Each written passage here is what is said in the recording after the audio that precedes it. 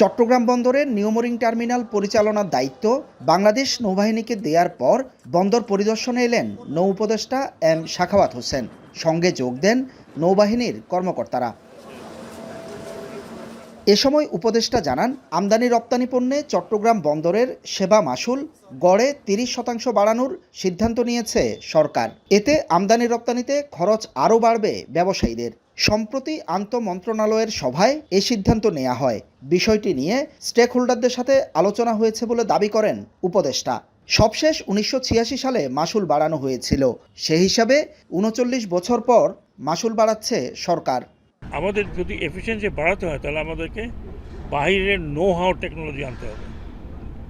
আমরা যদি নিজেরা করছি ঠিকই, নিজেরা অনেক এফিসিয়েন্টলি করছি, কিন্তু এই এফিসিয়েন্সি বাড়াবার জন্য আমাদের দরকার হচ্ছে আন্তর্জাতিক অঙ্গনে আমাদের প্রবেশ করা। এ সময় উপদেষ্টা জানান, চট্টগ্রাম ও মংলা বন্দরের সক্ষমতার পুরোটা ব্যবহার হচ্ছে না। বন্দরকে আন্তর্জাতিক মানে উন্নীত করতে সক্ষমতা বাড়াতে হবে। তাই বিদেশি অপারেটরকে দায়িত্ব দেওয়ার বিকল্প নেই। এ নিয়ে কাউকে প্রোপাগান্ডা না ছড়াতে পরামর্শ দেন তিনি। চট্টগ্রাম পোর্ট বাংলাদেশের পোর্ট, চট্টগ্রাম পোর্ট আমাদের সম্পত্তি, এটা আমাদের কাছে থাকবে। যদি কেউ অন্যভাবে প্রোপাগান্ডা করে থাকে, আমি আশা করব যে দেশের স্বার্থে এই ধরনের প্রোপাগান্ডা যেন না করে। 17 বছর পর গত 7 জুলাই চট্টগ্রাম বন্দরের নিউমোরিং টার্মিনাল বেসরকারি অপারেটর থেকে বাংলাদেশ নৌবাহিনীকে দেয়া হয়। নৌবাহিনীর কর্মকর্তারা জানান, গত 17 দিনে প্রতিদিন গড়ে 3200 একক কন্টেইনার হ্যান্ডলিং হয়েছে, যা আগে ছিল 2800 একক। অর্থাৎ হ্যান্ডলিং বেড়েছে 12%। এই বন্দরের একটা মূল চালিকা শক্তি হচ্ছে এই এনসিটি।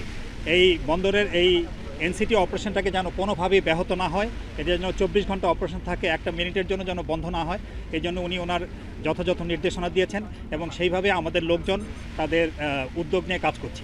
এদিকে চট্টগ্রাম কাস্টমসে ব্যবসায়ী ও কর্মকর্তাদের সাথে বৈঠকে অংশ নেন এনবিআর চেয়ারম্যান আব্দুর রহমান খান। এতে আমদানি রপ্তানি পণ্যে শুল্কায়ন ও পণ্য খালাসের স্বয়ংক্রিয় পদ্ধতি এসআইকোডার বিকল্প হিসেবে নতুন সফটওয়্যার তৈরি করা হচ্ছে বলে জানান তিনি।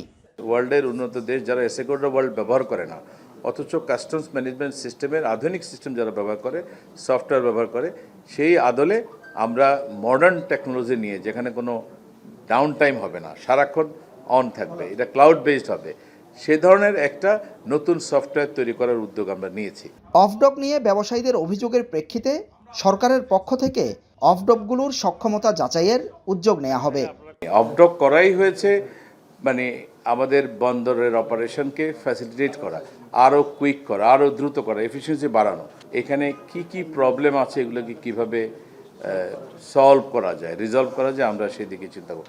আমাদের সবার উদ্দেশ্য এক, যে আমরা ব্যবসায়ীদের ব্যবসায়িক কার্যক্রমকে আরও কুইক, আরও প্রম্পট, আরও ঝামেলা মুক্ত করতে চাই। এ সময় প্রকৃত ব্যবসায়ীদের জন্য আমদানি রপ্তানি আরও সহজ ও গতিশীল করতে সরকারের আন্তরিকতার কথাও জানান এনবিআর চেয়ারম্যান। এটা উন্নত দেশে আছে, আমরা এখানে চালু করি। হোসাইন জিয়াদ, এখন চট্টগ্রাম।